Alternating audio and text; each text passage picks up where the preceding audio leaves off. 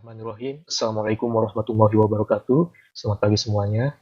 Pada kesempatan kali ini kita akan melanjutkan materi IPA di bab 2 yang selanjutnya adalah kunci determinasi dan juga mikroskop. Masih bersama saya Hasbi Asiliki, guru IPA SMP Negeri 25 Tangerang, kelas 7. Nah, pada pembahasan kali ini kunci determinasi adalah alat bantu yang digunakan untuk mengidentifikasi suatu organisme atau makhluk hidup. Biasanya kunci determinasi itu masing-masing ketika ingin mengidentifikasi tumbuhan, maka yang dibuka adalah buku kunci determinasi tumbuhan. Sedangkan untuk mengidentifikasi serangga ataupun organisme lainnya, kita bisa mengacu pada kunci determinasi organisme tersebut. Selanjutnya kita juga akan membahas tentang alat yang paling sering digunakan dalam kajian IPA, yaitu mikroskop. Oke, kita lanjut saja. Nah, kunci determinasi atau dikotomi ini digunakan untuk mengidentifikasi suatu organisme. Contohnya adalah, kalian perhatikan dulu gambar berikut. Nah, jika kalian menemukan suatu organisme dan kalian ingin mengidentifikasinya, kalian misalnya belum tahu ini adalah tanaman apa, kalian bisa memperhatikan kunci determinasi berikut. Jadi, kalian amati dulu ciri-cirinya dari organisme tersebut. Nah, ini contoh kunci determinasi. Dalam kunci determinasi terdapat bagian-bagian. Yang pertama, ini ada bagian yang terdiri dari dua pernyataan yang saling berlawanan. Misalnya di nomor 1 ini ada pernyataan A, yaitu tumbuhan yang berspora. Yang B, tumbuhan yang tidak berspora. Jadi ini antara satu kunci, dia memiliki dua pernyataan yang saling berlawanan. Yang selanjutnya, di ujung kunci kita akan mendapatkan nomor rujukan. Jadi ketika kita mengamati jagung dan kita lihat di sini apakah jagung tersebut merupakan tumbuhan yang berspora atau yang tidak berspora. Jika kita memilih B, tumbuhan yang tidak berspora, kita akan diberi angka rujukan yaitu nomor 3. Nah, kita harus menuju ke angka tersebut. Jadi setelah kita putuskan ciri-ciri jagung itu merupakan tumbuhan yang tidak berspora karena dia memiliki bunga, maka kita merujuk ke nomor 3. Nah, di nomor 3 ini terdapat juga pilihan yang pernyataannya berlawanan. Apakah dia berbiji tertutup atau berbiji terbuka? Nah, jagung ini merupakan tumbuhan berbiji tertutup. Maka kita akan menuju ke nomor 4.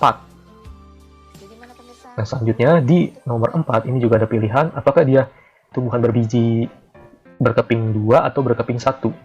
Nah, jagung ini merupakan tumbuhan yang memiliki keping biji 1.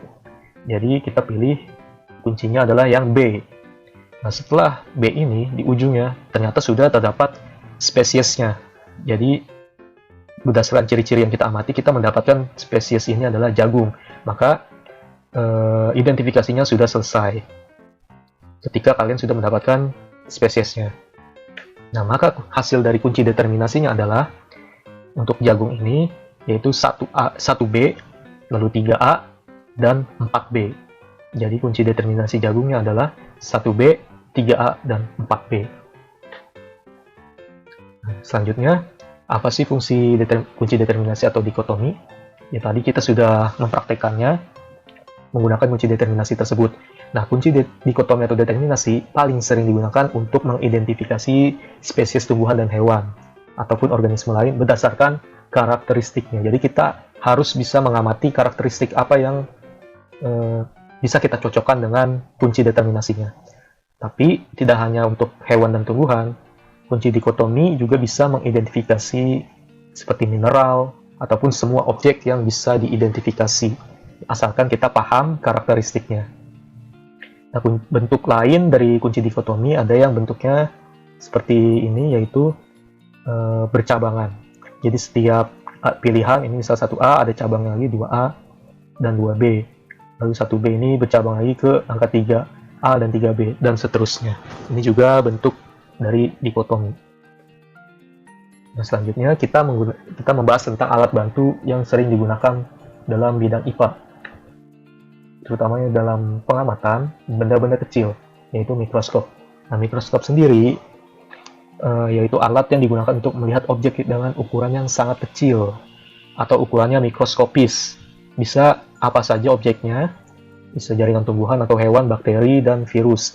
Nah, mikroskop sendiri terdiri dari kata serapan dari bahasa Yunani yaitu mikro yang artinya kecil dan skopein yang berarti melihat atau mengamati. Jadi dengan menggunakan mikroskop kita bisa melihat atau mengamati organisme yang sangat kecil yang tentunya tidak bisa dilihat dengan mata kita sendiri ataupun bisa melihat bagian-bagian tubuh dari organisme. Misalnya ini ada daun yang diiris sangat tipis, kita bisa melihat bagaimana susunan sel-selnya. Nah, bagian-bagian dari mikroskop dan fungsinya, yang pertama ini dibagi menjadi dua, yaitu bagian optik dan juga bagian mekanik. Ini yang warna kuning adalah bagian optik, terdiri dari lensa okuler, lensa objektif, diafragma, dan juga cermin. Sedangkan bagian mekaniknya ada pemutar kasar atau makrometer, pemutar halus, mikrometer, lengan, klip, sendi, kaki, tabung, revolver, meja paparat, dan kondensor. Nah, fungsi-fungsinya, lensa okuler yaitu lensa yang berhubungan dengan mata. Jadi mata kita ketika mengamati menempel di lensa ini. Selanjutnya ada lensa objektif, yaitu lensa yang keberadaannya di dekat dengan objek. Jadi objeknya ditaruh di meja paparat dan kita amati melalui lensa objektif. Selanjutnya ada diafragma yang fungsinya adalah mengatur banyaknya cahaya yang masuk. Dan juga ada cermin. Jadi sumber cahaya dari mikroskop cahaya ini adalah cahaya yang dipantulkan dengan cermin. Jadi cahaya masuk melalui cermin ini. Ada juga yang sudah menggunakan lampu, jadi tidak perlu menggunakan cermin lagi. Selanjutnya untuk bagian mekaniknya ada pemutar kasar atau micrometerscope, yaitu fungsinya untuk mengatur lensa objektif dengan cepat. Selanjutnya yang mikrometer atau pemutar halus mengatur pergerakan lensa objektif dengan halus, jadi fungsinya untuk lebih mengatur fokusnya. Seperti di kamera itu ada fungsi autofocus, nah kalau mikroskop kita atur sendiri fokusnya. Nah, sedangkan lengan digunakan untuk menumpu saat kita membawa ataupun memindahkan mikroskop. Lalu ada klip penjepit, yaitu fungsinya untuk menjaga agar preparat ataupun objek agar tidak bergeser-geser. Kita ada sendi inklinasi, yaitu mengatur sudut atau tegaknya mikroskop. Kita ada kaki yang menopang bagian keseluruhan dari mikroskop tersebut. Selanjutnya ada tabung mikroskop, yaitu sebuah tabung yang menghubungkan antara lensa objektif dengan lensa okuler. Selanjutnya ada revolver, ini yang bisa mengatur atau mengubah ukuran lensa. Jadi kita bisa pilih lensa objektifnya, ini ada berbagai macam ukuran. Selanjutnya adalah meja preparat, yaitu tempat untuk meletakkan objek atau preparatnya. Selanjutnya ada kondensor, yaitu tempat mengumpulkan cahaya yang masuk dari yang dipantulkan oleh cermin.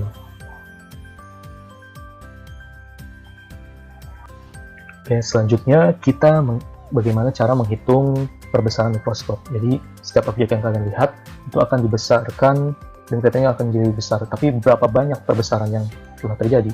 Nah, itu kalian bisa lihat dengan melihat pertama di lensa okuler itu ada ukurannya.